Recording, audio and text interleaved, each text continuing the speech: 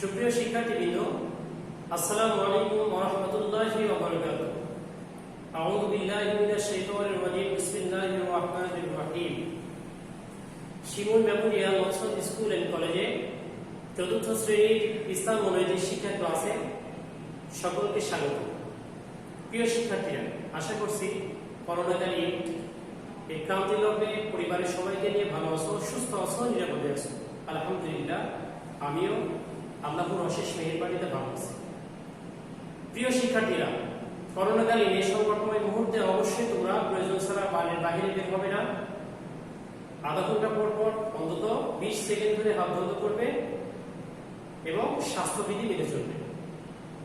প্রিয় শিক্ষার্থীরা, আজকে ক্লাস উপস্থাপনে আছি আমি মোহাম্মদ মিজানুর রহমান, সহকারী শিক্ষক, ইসলাম ও নৈতিক শিক্ষা, Shimul memorial north school and college, Rajshahi. সুপ্রিয় শিক্ষার্থীবৃন্দ, আজকে আমরা দ্বিতীয় অধ্যায়ের উপরে ক্লাস করব। আজকের আলোচনা শেষে আমরা যে বিষয়গুলো সম্পর্কে জানতে পারবো সেগুলো হলো ইকামত সম্পর্কে জানতে পারবো, সালাত আদায় নিয়ম সম্পর্কে জানতে পারবো, জুমার সালাতের গুরুত্ব সম্পর্কে জানতে পারবো, ঈদের সালাত সম্পর্কে জানতে পারবো। প্রিয় শিক্ষার্থীরা, তাহলে আজকে আমাদের আলোচ্য বিষয় ইকামত, সালাত আদায়ের নিয়ম, জুমার সালাত এবং ঈদের সালাত। শুরুতে আলোচনা করছি ইকামত নিয়ে। ইকামত আরবি ভাষার শব্দ। ইকামত বলতে আমরা বুঝি, ইকামত হলো জামাত শুরুর ঘোষণা। যদি বলা হয় ইকামত কি, তাহলে আমরা কি লিখব? ইকামত হলো জামাত শুরুর ঘোষণা, অর্থাৎ সালাত যে শুরু হয়ে যাচ্ছে এটি বোঝানোর জন্য জোরে জোরে যে তাকবীর দেওয়া হয়, আল্লাহু আকবার আল্লাহু আকবার, এটিকে বলা হয় কি? ইকামত। আর আযান হলো সালাতের জন্য আহ্বান। তাহলে তোমরা দুটি জিনিস লক্ষ্য রাখবা, আযান হলো সালাতের জন্য আহ্বান আর ইকামত হলো জামাত শুরুর ঘোষণা। প্রিয় শিক্ষার্থীরা, ইকামতের সময় যে বাক্যগুলো বলা হয় সেগুলো প্রায় আযানের মতোই, অর্থাৎ ইকামতের বাক্যগুলো আযানের বাক্যগুলোই বলতে হয়। শুধুমাত্র পার্থক্য হলো হাইয়া আলাল ফালাহ বলার পর দুটি বাক্য ভিন্ন বলতে হয়। সেটা হলো কদ কামাতিস সালাহ, কদ কামাতিস সালাহ। এই দুটি বাক্য অতিরিক্ত বলতে হয়, আর বাকি সবগুলো বাক্যই আযানের বাক্যই। তাহলে প্রিয় শিক্ষার্থীরা, আযান এবং ইকামতের শব্দের মধ্যে পার্থক্য কি? সেটি হলো হাইয়া আলাল ফালাহ বলার পর ইকামতের মধ্যে দুটি অতিরিক্ত বাক্য বলতে হয়। সেটি হলো কদ কামাতিস সালাহ, কদ কামাতিস সালাহ। এই দুটি বাক্য শুধুমাত্র অতিরিক্ত বা আলাদা বলতে হয়, আর বাকিগুলো সবই কি? আযানের বাক্যই বলতে হয়। প্রিয় শিক্ষার্থীরা, এই পর্যায়ে আমরা আলোচনা করব সালাত আদায়ের নিয়ম নিয়ে। ইসলামের 5টি ভিত্তির মধ্যে সবচেয়ে গুরুত্বপূর্ণ ভিত্তির নাম হলো সালাত। আর এই সালাত আদায়ের জন্য অবশ্যই আমরা কি করব? পাক পবিত্র হয়ে, পরিষ্কার পরিচ্ছন্ন হয়ে, আল্লাহর সন্তুষ্টির উদ্দেশ্যে কিবলামুখী হয়ে দাঁড়াবো। সালাত কিভাবে আদায় করব সেটি মহানবী সাল্লাল্লাহু আলাইহি ওয়াসাল্লাম বলে গেছেন। তা হলো সল্লু কামা রাআইতুমুনি ইউসাল্লি, অর্থাৎ তোমরা যেভাবে আমাকে সালাত আদায় করতে দেখেছো ঠিক তেমনি ভাবে সালাত আদায় করো। প্রিয় শিক্ষার্থীরা, যদিও আমরা মহানবী সাল্লাল্লাহু আলাইহি ওয়াসাল্লামকে সালাত আদায় করতে দেখিনি, কিন্তু তার মুখ নিঃসৃত বাণী আমাদের জন্য রয়ে গেছে, যেগুলো আমরা অনুসরণ করে ঠিক তারই মতো সালাত আদায় করতে পারব। তাহলে চলো প্রিয় শিক্ষার্থীরা, আমরা সালাত আদায়ের নিয়ম জেনে নিই। শুরুতে আমরা আলোচনা করব 2 রাকাত সালাত আদায়ের নিয়ম। দেখো, শুরুতে সালাত আদায়ের জন্য আমাদের কি করতে হবে? কিবলামুখী হয়ে সালাতে দাঁড়াতে হবে। অর্থাৎ আমরা যখন সালাতের জন্য দাঁড়াবো অবশ্যই আমরা কিবলামুখী হয়ে দাঁড়াবো। আর বাংলাদেশ থেকে কিবলা অর্থাৎ মক্কা বা কাবা শরীফ হলো পশ্চিম দিকে, এজন্য আমরা বাংলাদেশ থেকে পশ্চিম দিকে হয়ে দাঁড়াবো। এটি হলো আমাদের কিবলা। যখন সালাতের জন্য আমরা কিবলামুখী হয়ে দাঁড়াবো, একদম আমাদের শরীরে যে অঙ্গ প্রত্যঙ্গ যেমন হাত আছে, আমাদের দুটি পা আছে এবং ঘাড় বা মাথা সমস্ত কিছু সোজা থাকবে, একদম স্ট্রেট সোজা থাকবে, কোনো বাঁকা থাকবে না। কিবলামুখী করে দাঁড়াতে হবে। এরপর কিবলামুখী হয়ে দাঁড়ানোর পর আমরা সালাতে নিয়ত করব। সালাতে নিয়ত করা যখন কমপ্লিট হয়ে যাবে তখন আমরা দুই হাত তুলে আল্লাহু আকবার বলে কি করব? তাকবীরে তাহরিমা বাঁধব। দেখো তোমাদেরকে দেখানো হচ্ছে কিভাবে তাকবীরে তাহরিমা বাঁধবা। ছেলেরা দুই হাত কান বরাবর উঠাবে আর মেয়েরা দুই হাত কাঁধ বরাবর উঠাবে। প্রিয় শিক্ষার্থীরা লক্ষ্য করো, মেয়েরা কোন পর্যন্ত উঠাবে? কাঁধ বরাবর উঠাবে। তাকবীরে তাহরিমার সময় দুই হাত কাঁধ বরাবর উঠাবে আর ছেলেরা দুই হাত কান বরাবর উঠাবে। উঠানোর পর আল্লাহু আকবার বলে দুই হাত নাভির নিচে বাঁধবে। বাম হাত নিচে থাকবে আর ডান হাত বাম হাতের উপরে থাকবে। অতঃপর হাত বাঁধার পর সানা পড়তে হবে। আমরা সবাই জানি সানাটি কি? সুবহানাকা আল্লাহুম্মা ওয়া বিহামদিকা ওয়া তাবারাকা ইসমুকা ওয়া তাআলা জাদ্দুকা ওয়া লা ইলাহা গায়রুক। তাহলে সানা পড়া হয়ে গেল। সানা পড়ার পর আমরা যে কাজটি করব সেটি হলো সূরা ফাতিহা পাঠ করব। আলহামদুলিল্লাহি রাব্বিল আলামিন আর রহমানির রহিম মালিকি ইয়াউমিদ্দিন, এভাবে আমরা সূরা ফাতিহা পাঠ করব। তাহলে এভাবে সূরা ফাতিহা পাঠ করব। সূরা ফাতিহা পাঠ করার পর সূরা ফাতিহার সাথে অন্য যে কোনো একটি সূরা বা সূরার অংশ বিশেষ তিলাওয়াত করব। তাহলে প্রিয় শিক্ষার্থীরা, আমরা তাকবীরে তাহরিমার সময় কান পর্যন্ত হাত উঠাবে ছেলেরা আর মেয়েরা হাত উঠাবে কাঁধ পর্যন্ত। ছেলেরা হাত বাঁধবে নাভির নিচে আর মেয়েরা হাত বাঁধবে বুকের উপরে। এভাবে আমরা হাত বাঁধা কমপ্লিট করার পর সানা পড়লাম। সানা পড়ার পর সূরা ফাতিহা পড়লাম। সূরা ফাতিহা শেষ হলে অন্য কোন সূরা বা সূরার অংশ বিশেষ তিলাওয়াত করলাম। তাহলে আমাদের কিরাত পড়া শেষ হয়ে গেল। আমরা কি করব? আল্লাহু আকবার বলে আমরা রুকুতে যাব। রুকুতে যাওয়ার পর যে তাসবিহ পড়তে হয় সেটা হলো সুবহানা রাব্বিয়াল আযীম। এভাবে 3 বার 5 বার 7 বার পড়ব। রুকু তাসবিহ শেষ হলে সামি আল্লাহু লিমান হামিদা বলে সোজা হয়ে দাঁড়াবো।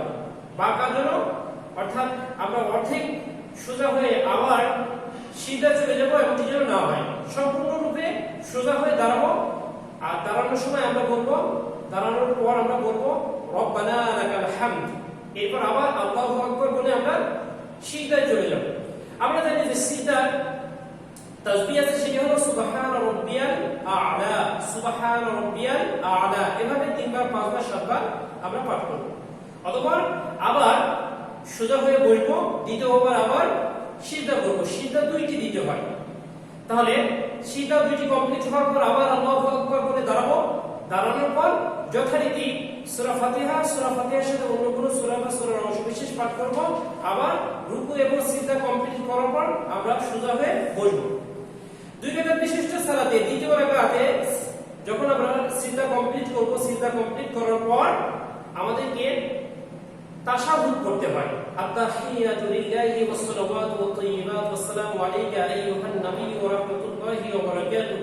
এভাবে আমরা তাশাহুদ করব। তাশাহুদ করার পর দরুদ শরীফ দোয়া মাসুরা পড়ে ডান দিকে এবং বাম দিকে সালাম ফিরাবো। প্রিয় শিক্ষার্থীরা, তাহলে আমরা জানলাম 2 রাকাত বিশিষ্ট সালাত আদায়ের নিয়ম। এখন তোমাদের প্রশ্ন হতে পারে যে 2 রাকাত বিশিষ্ট সালাত আদায়ের নিয়ম জানলাম, এখন আমরা 3 রাকাত বা 4 রাকাত সালাত হলে সেক্ষেত্রে কিভাবে আদায় করব? 3 রাকাত সালাতের ক্ষেত্রে দ্বিতীয় রাকাতে সিজদা কমপ্লিট করার পর শুধুমাত্র তাশাহুদ পাঠ করব। তাশাহুদ পাঠ করে আমরা আবার আল্লাহু আকবার বলে সোজা হয়ে দাঁড়িয়ে যাব। দাঁড়িয়ে যাওয়ার পর যথারীতি আমরা সূরা ফাতিহা পাঠ করব। প্রিয় শিক্ষার্থীরা, খুবই লক্ষণীয় বিষয় হলো যদি সালাত 2 রাকাত বিশিষ্ট হয় তাহলে তো প্রত্যেক রাকাতে সূরা ফাতিহা এবং সূরা ফাতিহার সাথে সূরা মিলাতে হবে। আর যদি 3 রাকাত বা 4 রাকাত হয় সেক্ষেত্রে আমরা সূরা ফাতিহার সাথে অন্য কোনো সূরা পড়ব কিনা। বিশেষ দ্রষ্টব্য সেটি হলো যদি ফরজ সালাত হয় তাহলে আমরা দ্বিতীয় রাকাতের পর তৃতীয় এবং চতুর্থ রাকাতে শুধু সূরা ফাতিহা পড়ব। আবার বলছি, ফরজ নামাজ যদি তৃতীয় বা চতুর্থ রাকাত হয়, অর্থাৎ 3 রাকাত বা 4 রাকাত বিশিষ্ট হয়, সেক্ষেত্রে শুধুমাত্র আমরা সূরা ফাতিহা পড়ব। আর ফরজ সালাত ছাড়া ব্যতীত যদি অন্য কোনো সালাত হয়, সেক্ষেত্রে আমরা কি করব? সূরা ফাতিহার সাথে অন্য সূরা মিলিয়ে পড়ব। বিষয়টি আশা করছি বুঝতে পারছো যে ফরজ সালাতের ক্ষেত্রে শুধুমাত্র তৃতীয় চতুর্থ রাকাতে সূরা ফাতিহা পড়তে হবে। আর ফরজ সালাত ছাড়া সুন্নত বা ওয়াজিব যে সালাতই হোক না কেন, প্রত্যেক রাকাতে সূরা ফাতিহার সাথে অন্য সূরা মিলিয়ে পড়তে হবে। প্রিয় শিক্ষার্থীরা, তাহলে তৃতীয় রাকাতের ক্ষেত্রে বলি যে দ্বিতীয় রাকাতে আমরা সিজদা করে শুধুমাত্র তাশাহুদ করব, পড়ে উঠে গেলাম। তৃতীয় রাকাতে আমরা যখন আবার বলবো তখন তাশাহুদ, দরুদ শরীফ, দোয়া মাসুরা করব। আবার চতুর্থ রাকাতে যদি আমরা বসি, সেক্ষেত্রে আবার আমরা তাশাহুদ, দরুদ শরীফ, দোয়া মাসুরা পাঠ করব। অতঃপর ডান দিকে বাম দিকে সালাম ফেরানোর মাধ্যমে আমরা সালাত শেষ করব। প্রিয় শিক্ষার্থীরা, আশা করছি তোমরা সুন্দরভাবে বুঝতে পেরেছো। সুপ্রিয় শিক্ষার্থীবৃন্দ, এরপরে আমরা আলোচনা করব জুমার সালাত। প্রতি সপ্তাহে জামে মসজিদে বড় আকারে জুমার জামাত হয়, অর্থাৎ জুমার সালাতের জন্য জামাত হয়। প্রিয় শিক্ষার্থীরা, আমরা লক্ষ্য করি যে পাড়া বা মহল্লায় ছোট ছোট মসজিদ থাকে, যেগুলোকে আমরা ওয়াক্তিয়া মসজিদ বলে থাকি। ওয়াক্তিয়া মসজিদ বলতে বোঝায় যে মসজিদগুলোতে শুধুমাত্র ওয়াক্তিয়া নামাজ, অর্থাৎ ফজর, জোহর, আসর, মাগরিব, ইশা এই নামাজগুলো আদায় করা হয়। আর জুমা মসজিদ বলতে বোঝায় বা জামে মসজিদ বলতে বোঝায় যে মসজিদে যেমন ভাবে 5 ওয়াক্ত সালাতও আদায় হয়, ঠিক তেমনি ভাবে শুক্রবারের দিন জুমার নামাজও আদায় হয়। এটিকে বলা হয় জামে মসজিদ। আর শুধু 5 ওয়াক্ত সালাত যে মসজিদগুলোতে আদায় করা হয়, সেগুলোকে বলা হয় ওয়াক্তিয়া মসজিদ। জুমার সালাত সম্পর্কে আল্লাহ তাআলা বলছেন, ইয়া আইয়ুহাল্লাযীনা আমানু ইযা নুদিয়া লিস-সালাতি মিন ইয়াউমিল জুমআহ ফাসআউ ইলা যিকরিল্লাহি ওয়া যারুল বাই'। আল্লাহ তাআলা বলেন, জুমার দিন আযান হলে সালাতের জন্য দ্রুত যাও, বেচাকেনা বন্ধ রাখো, সালাত শেষে পৃথিবীতে ছড়িয়ে পড়ো এবং আল্লাহর রহমত তালাশ করো। প্রিয় শিক্ষার্থীরা, তাহলে আমরা আল্লাহর এই বাণীর মাধ্যমে জানতে পারলাম, যখনই জুমার সালাতে আযান হয়ে যাবে তখন সমস্ত কিছু আমরা বন্ধ করে দেব। সেটা পড়াশোনা হোক, ব্যবসা বাণিজ্য হোক, বাড়ির কাজ হোক, সব ধরনের কর্মকাণ্ড আমরা বন্ধ করে আমরা সালাতের জন্য কি হব? রওনা হয়ে যাব। প্রিয় শিক্ষার্থীরা, এই যে জুমার সালাত, এই জুমার সালাত অতি গুরুত্বপূর্ণ সালাত। কেননা সাধারণত আমরা ওয়াক্তিয়া মসজিদগুলোতে আমাদের পাড়া মহল্লার মুসল্লিদের সাথে 5 ওয়াক্ত সালাতে আমরা সাক্ষাৎ লাভ করি, কিন্তু জুমা বা জামে মসজিদগুলোতে যখন আমরা সালাত আদায় করতে যাই, আমাদের পাড়া মহল্লার ছাড়াও অন্যান্য পার্শ্ববর্তী পাড়া মহল্লার লোকদের সাথেও কি আমাদের সাক্ষাৎ হয়। এতে করে একে অপরের খোঁজ খবর নেওয়া যায়। কেউ অসুস্থ হলে সে সংবাদ জানা যায়। কোনো ব্যক্তি যদি অসুস্থ হয়ে পড়ে, সে সংবাদও কি জানা যায়। প্রিয় শিক্ষার্থীরা, এজন্য জুমার সালাত অত্যন্ত কি গুরুত্বপূর্ণ। জুমার সালাত আদায়ের নিয়ম সম্পর্কে আমরা জানি। জুমার সালাত আদায়ের নিয়ম হলো, যখনই আযান হয়ে যাবে, আযান হওয়ার পর আমরা মসজিদে যাব। মসজিদে যাওয়ার পর আমরা 4 রাকাত ক্বাবলাল জুমা, অর্থাৎ জুমার যে 2 রাকাত ফরজ নামাজ আছে, তার পূর্বে যে 4 রাকাত সুন্নত পড়া হয়, এটাকে বলা হয় ক্বাবলাল জুমা। আর জুমার সালাত, অর্থাৎ জুমার ফরজ সালাতের পরে আরো 4 রাকাত সুন্নত নামাজ পড়া হয়, এটাকে বলা হয় বাদাল জুমা। মাঝখানে ইমাম সাহেব খুতবা দেন। খুতবা শব্দের শাব্দিক অর্থ হলো বক্তৃতা বা বক্তব্য। খুতবা শব্দের শাব্দিক অর্থ হলো বক্তৃতা বা বক্তব্য। খুতবা শোনা হলো ওয়াজিব। খুতবা শোনা কি? খুতবা শোনা হলো ওয়াজিব।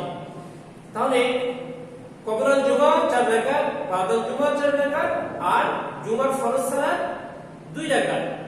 তাহলে যদি প্রশ্ন করি জুমার সালাত মোট কত রাকাত? জুমার সালাত হলো মোট 10 রাকাত। প্রিয় শিক্ষার্থীরা, এভাবে আমরা জুমার সালাত আদায় করি। আমরা মসজিদে নববীর একটি দৃশ্য দেখতে পেলাম। এরপর যে আমরা আলোচনা করব ঈদের সালাত। ঈদ হলো আরবি ভাষার শব্দ, শাব্দিক অর্থ হলো খুশি বা আনন্দ। সম্প্রদায়ের জন্য আনন্দ বা উৎসবের দিন রয়েছে। রাসূল সাল্লাল্লাহু আলাইহি ওয়াসাল্লাম বলেছেন মুসলমানদের জন্য দুটি উৎসবের দিন রয়েছে বা আনন্দের দিন রয়েছে, আর সেটি হলো ঈদুল ফিতর এবং ঈদুল আযহা। অর্থাৎ এই দুটি দিন হলো মুসলমানদের জন্য বিশেষ দিন, যে দিনগুলোতে মুসলমানরা প্রাণ খুলে আনন্দ উপভোগ করবে। প্রিয় শিক্ষার্থীরা, শুরুতে আমরা আলোচনা করব ঈদুল ফিতর নিয়ে। তাহলে আমরা আগে জানলাম ঈদ শব্দের অর্থ আনন্দ, আর ফিতর শব্দের শাব্দিক অর্থ হলো রোজা ভঙ্গ করা। ফিতর শব্দের শাব্দিক অর্থ হলো রোজা ভঙ্গ করা। তাহলে ঈদুল ফিতরের শাব্দিক অর্থ কি? প্রিয় শিক্ষার্থীরা, ঈদুল ফিতরের শাব্দিক অর্থ হলো রোজা ভঙ্গের আনন্দ। রোজা ভঙ্গের আনন্দ। ঈদুল ফিতর সম্পর্কে আমরা জানি যে ঈদুল ফিতরটা কি? ঈদুল ফিতরের সময় আমাদের করণীয়। ঈদুল ফিতর হলো এমন একটি ঈদ যে ঈদটি সারা মাস সিয়াম পালন করার পর আমরা এই উৎসবটি পালন করে থাকি।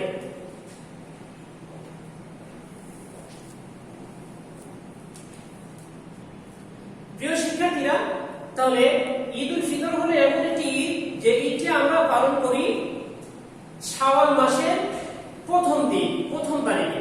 অর্থাৎ রমজান মাসে আমরা সারা মাস সিয়াম সাধনা পালন করি, সিয়াম পালন করি। অতঃপর এই যে সিয়াম যে ভঙ্গ করলাম, সিয়াম সাধনার যে একটি মাস আমরা অতিক্রম করলাম, এই জন্য আমাদের একটি আনন্দের দিন আল্লাহ তাআলা নির্ধারণ করে দিয়েছেন বা রাসূল আমাদের উৎসাহিত করেছেন বা নির্দিষ্ট করে দিয়েছেন, সেটি হলো ঈদুল ফিতর। ঈদুল ফিতরের দিন ঈদের নামাজ আদায় করতে হয়, আর ঈদের নামাজ আদায় করা হলো ওয়াজিব। ঈদের নামাজে অতিরিক্ত 6টি তাকবীর দিতে হয়। প্রিয় শিক্ষার্থীরা, তোমাদের প্রশ্ন করা হয়ে থাকে যে ঈদের সালাতে অতিরিক্ত কয়টি তাকবীর দিতে হয়? ঈদের সালাতে অতিরিক্ত 6টি তাকবীর দিতে হয়। এরপরে আমরা আলোচনা করব ঈদুল আযহা। ঈদুল আযহা বলতে আমরা কুরবানির ঈদকে বুঝে থাকি। প্রিয় শিক্ষার্থীরা, ঈদুল আযহা হলো এমন একটি ঈদ যে ঈদটি আমরা পালন করে থাকি জিলহজ মাসের 10 তারিখ। জিলহজ মাসের 10 তারিখ।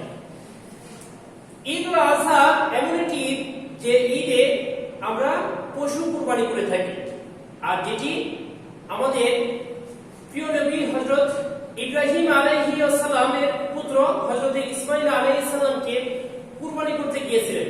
অর্থাৎ তার পিতা হযরত ইব্রাহিম আলাইহিস সালাম তার পুত্র ইসমাঈল আলাইহিস সালামকে কুরবানি করতে গিয়েছিলেন, আর এই স্মৃতি রক্ষার্থে আল্লাহ তাআলা একটি উৎসব আমাদের জন্য নির্দিষ্ট করে দিয়েছেন, রাসূল আমাদের জন্য নির্দিষ্ট করে দিয়েছেন। সেটা হলো কি? ঈদুল আযহা। এদিনকে কুরবানির পশু জবাই করতে হয়। প্রিয় শিক্ষার্থীরা, এই কুরবানির পশু জবাই করা যায় 3 দিন, অর্থাৎ 10, 11, 12। অর্থাৎ জিলহজ মাসের 10, 11 এবং 12 এই 3 দিন কুরবানির পশু জবাই করা যায়।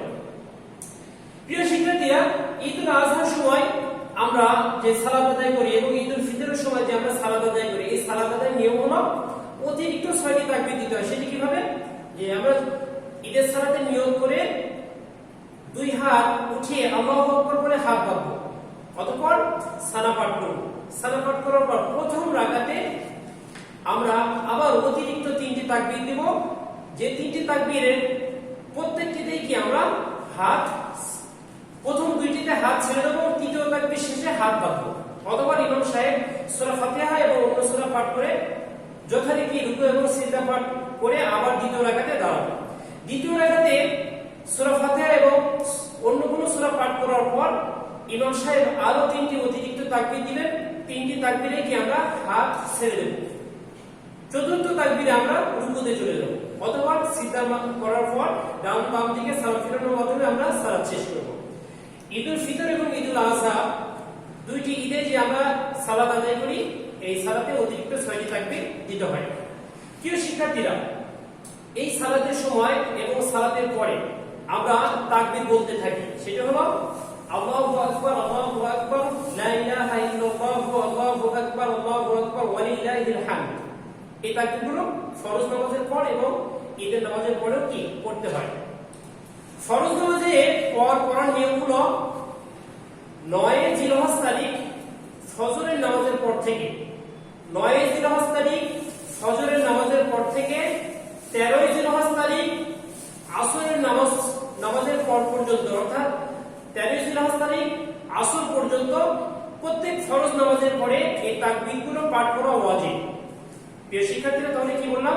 9ই জিলহজ তারিখ ফজর থেকে শুরু হবে এবং 13ই জিলহজ তারিখ আসর পরে শেষ হবে। আর এর মাঝখানে যে আমরা ওয়াক্তের নামাজগুলো পড়ব, প্রত্যেক ওয়াক্তের ফরজ নামাজের পরে আমাদের এই তাকবীরগুলো পড়তে হবে।